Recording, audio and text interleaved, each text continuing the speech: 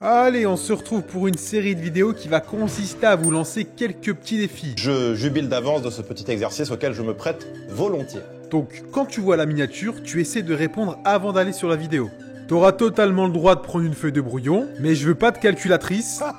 Non. C'est à toi de faire attention à pas te tromper dans les calculs. Les calculs sont pas bons, Kevin. Et une fois que t'as choisi l'une des trois réponses, tu peux venir checker sur la vidéo pour voir si t'as eu bon. Allez, let's go.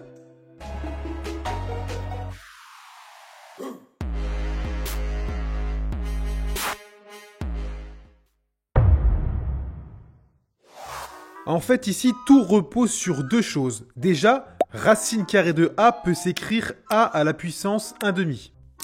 Du coup, si par exemple j'ai racine carrée de 2, alors je peux l'écrire 2 à la puissance 1/2. L'autre chose à savoir, c'est que si j'ai par exemple 2 à la puissance 2 et que j'élève le tout au carré, donc 2 puissance 2, le tout puissance 2. Alors, pour calculer ça, je vais multiplier les puissances entre elles. Du coup, ça va me donner 2 à la puissance 2 fois 2, ce qui donne 2 à la puissance 4. C'est ça les deux.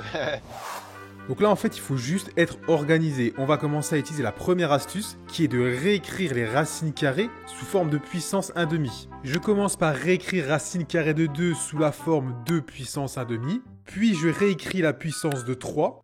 Ensuite, j'écris aussi la grosse Je ne suis pas gros, j'ai de l'embonpoint. racine carrée sous la forme de puissance 1/2. Et enfin, je réécris la puissance de 4. Ensuite, on remarque qu'on revient à peu près à ce qu'on avait dans la seconde astuce, sauf que là, au lieu d'avoir 2 puissances, on en a 4. Mais la méthode reste la même. On multiplie les puissances entre elles en n'oubliant pas que par exemple 3 est égal à 3 sur 1 et que lorsqu'on multiplie des fractions, les numérateurs se multiplient entre eux et les dénominateurs aussi. Ce qui nous donne 2 à la puissance 12 sur 4, qu'on peut aussi écrire 2 à la puissance 3, ou encore 2 fois 2 fois 2, ce qui donne 8. Et c'est donc la réponse du QCM. Si vous êtes arrivé jusqu'ici, vous avez gagné le droit de bien vous détendre, et moi je vous dis à bientôt pour une prochaine vidéo. Tchuss!